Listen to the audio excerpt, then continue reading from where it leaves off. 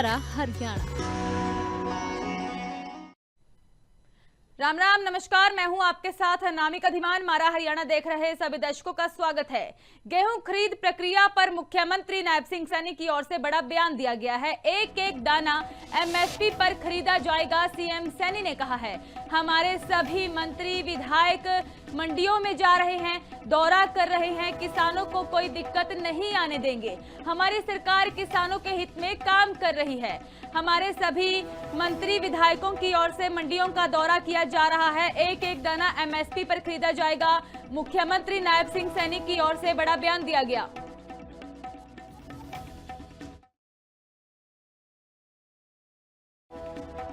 हमने सभी मंडियों की, गोदामों की जियो फेंसिंग की है। जो मंडी का क्षेत्र है, मंडी क्षेत्र से 500 मीटर बाहर तक गेट पास कर सकता है, उसकी जियो फेंसिंग की है। मंडी का जो क्षेत्रफल है, मंडी के क्षेत्रफल से भी बाहर 500 मीटर तक उसको गेट पास वो कर सकता है, उसकी व्यवस्था की है। हमने एक एक मंडी का नोडल अधिकारी भी लगा रखा है। हमारे सभी विधायक मंत्रीगण भी जा रहे हैं मंडियों के अंदर, भी किसी प्रकार की कोई दिक्कत, कोई समस्या न रहे, और उसको लेकर के किसान को किसी प्रकार की न दिक्कत आने देंगे, ना कोई जुम्मस आने देंगे, क्योंकि हमारी सरकार किसान हित के लिए काम कर रही है, किसान की मजबूती के लिए काम कर रही है। और मैंने कहा है कि जो सीजन लगभग 2.5 महीने का था, वो 15 दिन 20 दिन का रह गया है, उसके अंदर हमें कोऑपरेट करना चाहिए। हमने 416 गेहूं की मंडियों और 112 सरसों की मंडियों की जियो फेंसिंग की जा चुकी है।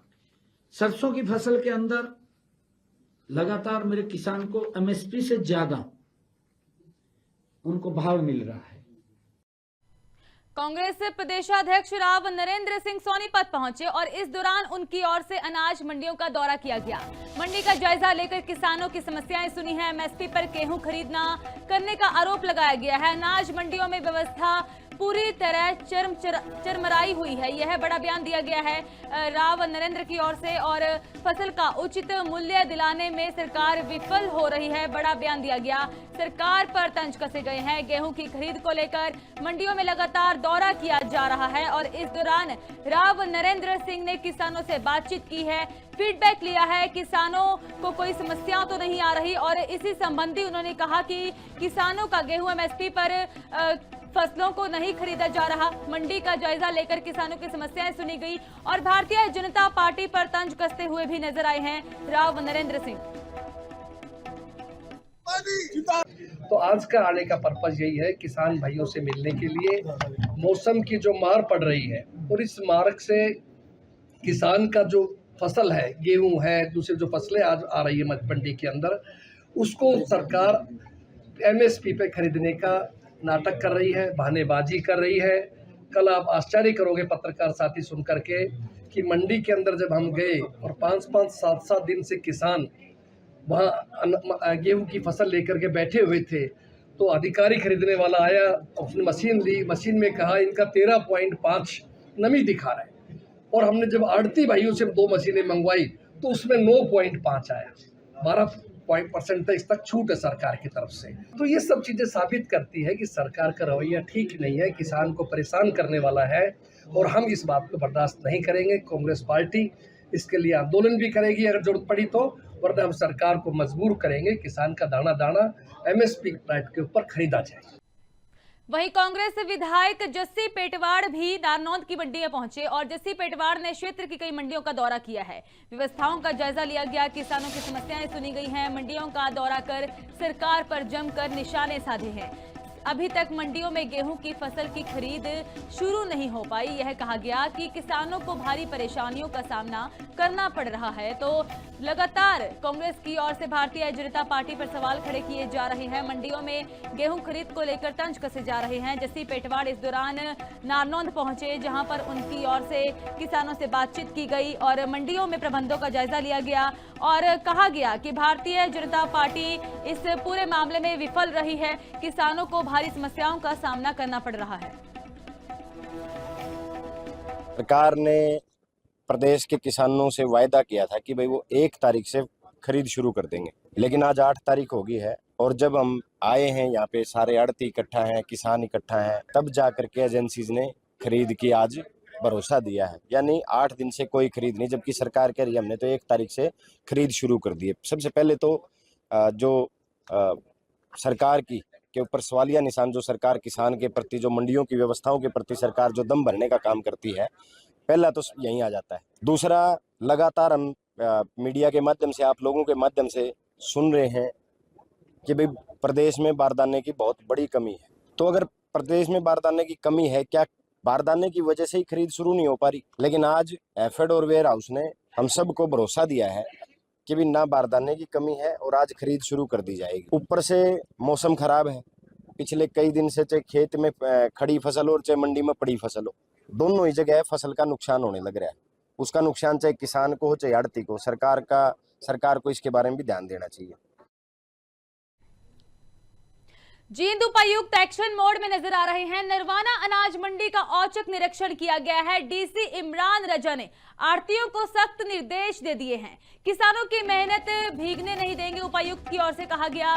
निर्वाणा मंडी में गेहूं की खरीद शुरू हो चुकी है। नमी के चलते प्रक्रिया फिलहाल थोड़ी धीमी है। किसानों की सुविधा सर्वोपरि है।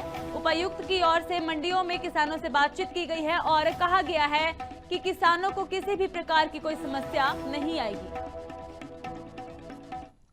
मंडी में ये नरवाना में आज एक मीटिंग भी करी गई है, जो जितने हमारे अधिकारीगण हैं उनके साथ आड़ती एसोसिएशन चेयरमैन साहब और बाकी जितने हमारे संबंधित स्टेक होल्डर्स हैं प्रोक्योरमेंट की, खरीद की प्रोसेस से रिलेटेड, उन सभी की मीटिंग की गई और उसमें यही दिशा निर्देश दिए गए हैं कि किसी भी प्रकार से आने वाले समय में इस खरीद के सीजन में किसानों को किसी प्रकार की समस्या नहीं है। तो अभी जो भी प्रोसेस है अभी गेट पास की और बायोमेट्रिक की, वो भी सुचारू रूप से चालू है। थोड़ा मॉइस्चर ज़्यादा है तो उसमें मुझे लगता है 1-2 दिन अगर मौसम खुला रहा तो वो समस्या भी नहीं रहेगी। बाकी खरीद चालू हो चुकी है और मेरा मानना है कि जल्दी ही इसको हम सुचारू रूप से चलाएंगे, कंप्लीट भी करेंगे। तो जींद उपायुक्त एक्शन में नजर आ रहे हैं। नरवाना मंडी में गेहूं की खरीद शुरू हो चुकी है। उपायुक्त की ओर से कहा गया किसी भी तरह की कोई परेशानी नहीं आएगी। 2 साल की मासूम से दरिंदगी की गई है। जुलाना का मामला, जहां पर शर्मनाक हरकत को अंजाम दिया गया। एक गांव में नाबालिग लड़की के साथ दुष्कर्म हुआ है। शर्मसार करने वाली घटना सामने आई है। घटना की सूचना मिलते ही पुलिस मौके पर पहुंची है। घर के आंगन से बच्ची को उठाकर यह आरोपी ले गया। मां को पड़ोस में बंद पड़े मकान में अपनी बच्ची मिली और बच्ची के साथ दुष्कर्म किया गया है। शर्मसार करने वाली यह घटना, जुलाना का मामला। 2 साल की मासूम के साथ इस वारदात को अंजाम दिया गया। कुलदीप सिंह ने बताया है, जांच अधिकारी है, जिन्होंने बताया कि पुलिस को सूचना मिली थी कि थाना क्षेत्र के एक गांव में नाबालिग लड़की के साथ दुष्कर्म का मामला सामने आया है। एक सूचना प्राप्त हुई थी कि एक कोई छोटी बच्ची है, उसके साथ शायद किसी ने गलत काम कर दिया। उससे सूचना के संबंध में महिला सब इंस्पेक्टर द्वारा जो है कार्रवाई अमल में लाई जा रही है और जो भी साक्ष्य है एकत्रित किए जा रहे हैं और ज़्यादा से ज़्यादा सबूत एकत्रित करके जो भी आरोपी है उसके खिलाफ सख्त कार्रवाई की जाए। शिकायत जो है लड़की है उस बच्ची की माँ के द्वारा दी गई। इतनी लड़की जो है उसका इलाज चल रहा है, ठीक ठाक है और उसके बारे में और शर्मनाक हरकत की गई है। तो हमारे साथ जुलाना से संवाददाता वीरेंद्र फोन लाइन पर जुड़ चुके हैं। क्या कुछ जानकारी है? बच्ची की हालत अभी कैसी है वीरेंद्र? देखिए, मैं आपको बताना चाहूंगा, जुलाना में एक बड़ी शर्मसार कर देने वाली, दिल को झंझोड़ने वाली जो घटना कल जुलाना में सामने आई है। 2.5 साल की बच्ची के साथ एक युवक द्वारा जो है दुराचार करने का मामला यहाँ पर देखने को मिल रहा है और बच्ची की जो माँ है उसकी तरफ से जो है जुलाना थाना में शिकायत दी गई। उसमें बताया गया है कि वो अपने घर में खेल रही थी तो अचानक बच्ची को जो है किसी टॉफी या आइसक्रीम देने के बहाने युवक एक बंद मकान में ले गया, जहाँ उसके साथ उसने जबरदस्ती और इस तरह के दुराचार करने की कोशिश की।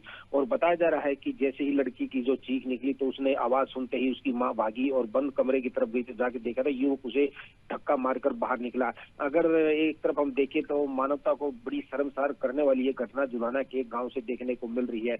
माँ की शिकायत के ऊपर जो है युवक के खिलाफ विभिन्न धाराओं के तहत मामला दर्ज कर जुलाना पुलिस द्वारा आगे की कार्रवाई कौन है ये आरोपी जिसकी ओर से इस वारदात को अंजाम दिया गया, इस बारे में कोई जानकारी?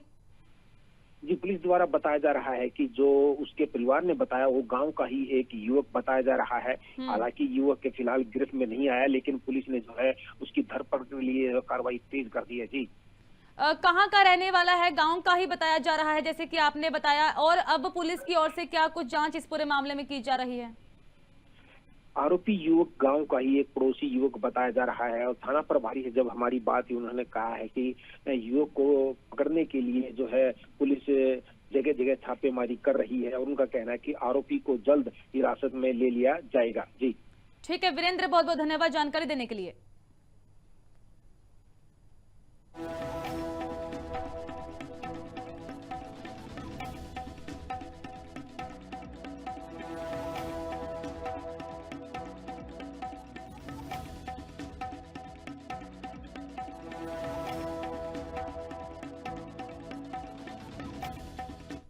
तो गेहूं खरीद प्रक्रिया पर मुख्यमंत्री नायब सिंह सैनी की ओर से बड़ा बयान दिया गया है कि एक एक दाने को एमएसपी पर खरीदा जाएगा।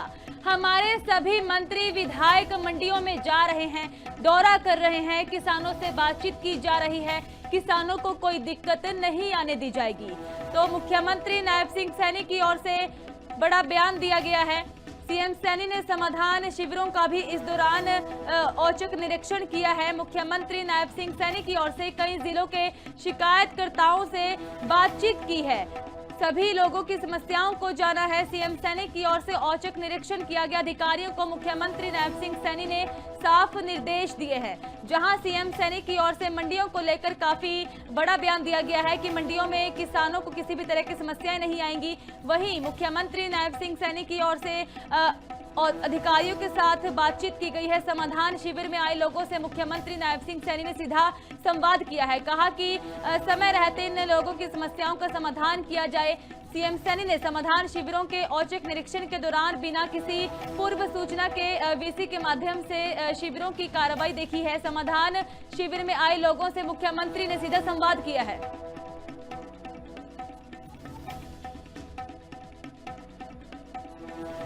फरीदाबाद में अवैध कॉलोनियों पर बुलडोजर एक्शन देखने को मिला। झाझरू गांव में डीटीपी विभाग की ओर से बड़ी कार्रवाई की गई है। 2 अवैध कॉलोनियों में तोड़फोड़ अभियान चलाया गया, बुलडोजर चलाया गया है। करीब 4 और 5 एकड़ में पूरी कॉलोनियां विकसित हो रही थी। 5 निर्माणाधीन संरचनाएं इस दौरान ध्वस्त की गई हैं। अवैध कच्ची सड़कों का जाल भी हटाया गया है। प्रशासन की ओर से बुलडोजर कार्रवाई की गई है। अवैध कच्ची सड़कों का जाल भी हटाया गया। झाझरू गांव में डीटीपी प्रशासन की ओर से बड़ी कार्रवाई की गई। अवैध कॉलोनियों पर बुलडोजर चलाया गया है। प्रशासन ने अपना पीला पंजा चलाया है। करीब 4 और 5 एकड़ में विकसित हो रही सभी कॉलोनियों को पुलिस प्रशासन की ओर से हटाया गया, तोड़फोड़ की गई है। जुलाना कस्बे के जींद रोहतक मार्ग स्थित ओम भट्टे के संचालक से 2 करोड़ रुपए की रंगदारी मांगने के मामले में पुलिस ने बड़ी कार्रवाई की है और कार्रवाई करते हुए 3 आरोपियों को गिरफ्तार किया है। घटना के बाद बाजार में फैले भय के माहौल के बीच पुलिस ने आरोपियों को काबू कर बाजार में घुमाया, जिस पर लोगों ने पुलिस प्रशासन के समर्थन में नारे भी लगाए हैं। भट्टा संचालक अनूप की शिकायत के अनुसार 24 मार्च को उसे व्हाट्सएप कॉल के जरिए 2 करोड़ रुपए की फिरौती देने की धमकी दी गई थी। उसी दिन रात में दोबारा कॉल कर आरोपियों ने रकम की मांग दोहराई। और कॉल करने वाले ने खुद को लॉरेंस बिश्नोई गैंग से जुड़ा रणदीप मलिक बताया था। शिकायत के आधार पर पुलिस ने बड़ी कार्रवाई की है और इन आरोपियों को गिरफ्तार किया है। 3 आरोपी गिरफ्तार किए गए हैं। पूछताछ की जाएगी और बड़े खुलासे भी होने की संभावना है। ये बहुत ही अच्छा संदेश है। पूरी जनता में हौसला है। पूरी जनता पुलिस प्रशासन का, सरकार का धन्यवाद कर रही है। बिल्कुल, प्रशासन ने जी बहुत बढ़िया काम किया है जो इनको पकड़ा है, और आगे भी हम उम्मीद करते हैं पुलिस प्रशासन से ऐसे ही सहयोग करे जी। आम आदमी जब टिक पाओगा, किसी प्रकार की कोई दिक्कत ना हो जिससे। पुलिस प्रशासन का एक अच्छा कदम बोला जाएगा इसको, क्योंकि समाज में इन अपराधियों के मन में थोड़ा सा भय होना चाहिए। प्रशासन का, पुलिस का भय जरूरी है, क्योंकि ये जो अपराध करते हैं, इन अपराधियों का ऐसे सरेआम जो है इनको घुमाया जाएगा, इनका जुलूस निकाला जाएगा, इनकी परेड की जाएगी, निकाला जाएगा। हाँ, ये है ना, बहुत अच्छा काम है। इसके लिए प्रशासन का, पुलिस का ये बहुत अच्छा निर्णय लिया गया है प्रशासन के द्वारा। और ऐसे आगे भी आने वाले जो अपराधी है, जो अपराध करने वाले, उनको भी एक डर का भय का माहौल बना रहेगा उनके अंदर भी। ऐसे बेइज्जती करना और ऐसे लेके जाना।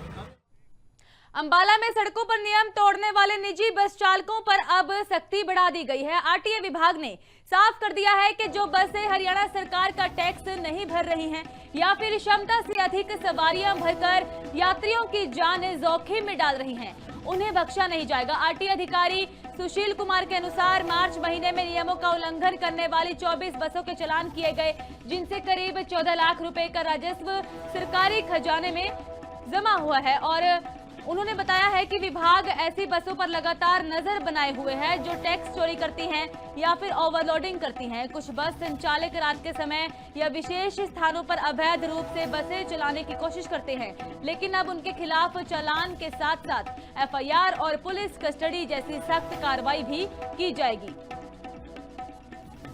देखिए, ऐसी बसेज जो हरियाणा का टैक्स पे नहीं करती है अथवा जो कैपेसिटी से ज़्यादा सवारियां भर करके लोगों को परेशान करते हुए यात्रा करवाती है, और जिन बसेज में किसी और प्रकार के डॉक्यूमेंट की वैलिडिटी समाप्त हुई होती है, ऐसी सभी बसेज पर हम लोग लगातार निगरानी बनाए रखते हैं। मार्च महीने में हमने 24 बसेज का चालान ऐसी बसों का किया है, और उससे जो लगभग फाइन है वो 14 लाख के आसपास सरकारी राजस्व में भिजवाया है।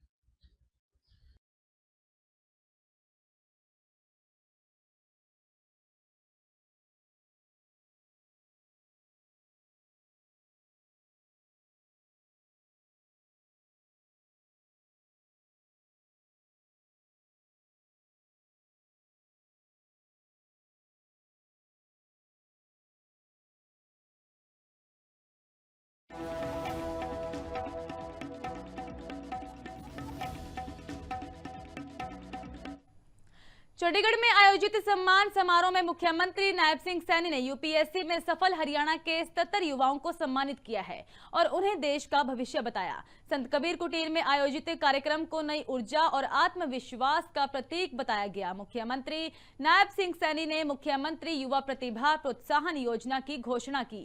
योजना के तहत प्री परीक्षा पास करने वाले आर्थिक रूप से कमजोर युवाओं को 25,000 से 70,000 रुपए तक की सहायता दी जाएगी। इसके साथ ही सभी सरकारी विश्वविद्यालयों में यूपीएससी और एचसीएस की मुफ्त कोचिंग शुरू करने का भी ऐलान किया गया है। सीएम सैनी ने किया हरियाणा की प्रतिभाओं का सम्मान। मुख्यमंत्री युवा प्रतिभा प्रोत्साहन योजना का किया ऐलान। यूपीएससी में सफल हरियाणा के युवाओं का भव्य अभिनंदन। हरियाणा के 77 होनहारों को मिली यूपीएससी में कामयाबी। हरियाणा के एकांश ढुल ने हासिल किया है तीसरा स्थान।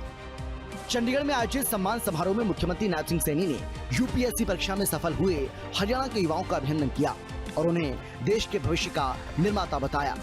मुख्यमंत्री नायब सिंह सैनी ने अपने सरकारी आवास संत कबीर कुटीर में सफल अभ्यर्थियों से मुलाकात की और उन्हें सम्मानित किया। सीएम सैनी ने सम्मान समारोह को हरियाणा की नई ऊर्जा, आत्मविश्वास और संकल्प का प्रतीक बताया। सीएम सैनी ने कहा कि हर साल बड़ी संख्या में हरियाणा के युवा यूपीएससी परीक्षा को पास कर देश की सर्वोच्च सेवाओं में अपनी जगह बना रहे हैं। कार्यक्रम के दौरान सैनी ने प्रदेश के युवाओं को सौगात देते हुए मुख्यमंत्री युवा प्रतिभा प्रोत्साहन योजना की घोषणा भी की। आज मैं प्रदेश के हमारे प्रतिभाशाली युवाओं के प्रोत्साहन के लिए एक घोषणा भी करता हूं। मैं आज ये घोषणा कर रहा हूं कि मुख्यमंत्री युवा प्रतिभा प्रोत्साहन योजना हमने अपने संकल्प पत्र में भी कहा था। अभी जो विधानसभा का चुनाव हुआ था उसके अंदर भी हमने इस बात को लिखा था कि जो यूपीएससी है और हमारे एचपीएससी है, उनकी जो परीक्षाओं बच्चे देते हैं उनके लिए हमने कुछ आर्थिक मदद की बात कही थी। आज मैं उस बात की घोषणा कर रहा हूं। युवा साथियों, आज आप सबके बीच में इस योजना के तहत जो आर्थिक रूप से कमज़ोर वर्ग के हमारे युवाओं को वित्तीय सहायता वो प्रदान की जाएगी। जो यूपीएससी की सिविल परीक्षा, सेवा परीक्षा और एचसीएस कार्यकारी व न्यायिक प्रतियोगी परीक्षाओं की तैयारी कर रहे हैं। मुख्यमंत्री युवा प्रतिभा प्रोत्साहन योजना के तहत आर्थिक रूप से कमजोर युवाओं को वित्तीय सहायता दी जाएगी। प्री एग्जाम पास करने पर कोचिंग फीस के लिए आर्थिक सहायता दी जाएगी। 1 लाख रुपए प्रति वर्ष आय वाले परिवारों के युवाओं को 70,000 रुपए मिलेंगे। 1 लाख से 1.80 लाख तक आय वाले परिवारों के युवाओं को 60,000 रुपए। 1.80 लाख से 3 लाख तक आय वाले परिवारों के युवाओं को 50,000 रुपए। 3 से 5 लाख तक आय वाले परिवारों के युवाओं को 25,000 रुपए दिए जाएंगे। इस योजना में इन परीक्षाओं का प्री एग्जाम पास करने पर कोचिंग फीस की प्रतिपूर्ति के लिए 1 लाख रुपए प्रति वर्ष आय वाले परिवारों के बच्चों को 70,000 रुपए और 1 लाख रुपए से 1,80,000 रुपए तक वाले बच्चों के परिवारों को 60,000 रुपए और 1,80,000 रुपए से 3 लाख रुपए तक आय वाले परिवारों को 50,000 रुपए और 3 लाख रुपए से 5 लाख आय वाले परिवारों के बच्चों को 25,000 रुपए दिए जाएंगे। ये मैं आज घोषणा करता हूं। इस अहम घोषणा के साथ साथ सीएम सैनी ने एक और बड़ा ऐलान किया। सीएम सैनी ने घोषणा की कि राज्य के सभी सरकारी विश्वविद्यालयों में यूपीएससी और एचसीएस की फ्री कोचिंग उपलब्ध कराई जाएगी, ताकि अधिक से अधिक युवा यूपीएससी और एचसीएस जैसी बड़ी परीक्षाओं की तैयारी कर सकें। मैं ये भी घोषणा करता हूं कि हमारे सभी सरकारी विश्वविद्यालय जो हमारे हरियाणा के अंदर हैं, हरियाणा के अंदर जितने भी हमारी यूनिवर्सिटीज हैं, यूनिवर्सिटीज में यूपीएससी और एचसीएस की कोचिंग व्यवस्था वो भी शुरू की जाएगी, जिसमें विश्वविद्यालय द्वारा इवनिंग क्लासेस वो शुरू की जाएगी। इसकी भी मैं घोषणा करता हूं, ताकि हमारा हरियाणा नंबर 1 के ऊपर इसमें एचपीएससी यूपीएससी के अंदर नंबर 1 के ऊपर हरियाणा के हमारे बच्चे और ज़्यादा संख्या में आए। इसके लिए मैं घोषणा करता हूं। आप सबको मैं पुनः बहुत बहुत बधाई और शुभकामनाएं देता हूं। जय हिंद, जय भारत, जय हरियाणा। गौरतलब है कि इस वर्ष हरियाणा के 77 प्रतिभाशाली युवाओं ने यूपीएससी परीक्षा में सफलता हासिल की है। इनमें एकांश ढुल ने देश भर में तीसरा स्थान प्राप्त कर प्रदेश का मान बढ़ाया। मुख्यमंत्री नायब सिंह सैनी ने सफल अभ्यर्थियों के साथ साथ उनके माता पिता और शिक्षकों को भी बधाई दी। सीएम सैनी ने कहा कि ये सफलता केवल छात्रों की नहीं, बल्कि उन सभी लोगों की है जिन्होंने हर कदम पर उनका मार्गदर्शन किया। सीएम सैनी ने अफसर बनने जा रहे युवाओं को ईमानदारी, निष्ठा और संवेदनशीलता को जीवन का मूल मंत्र बनाने के लिए प्रेरित किया। खबरों का सिलसिला इसी तरह जारी रहेगा। आप जुड़े रहे लिविंग इंडिया न्यूज के साथ। मुझे दीजिए इजाजत। नमस्कार।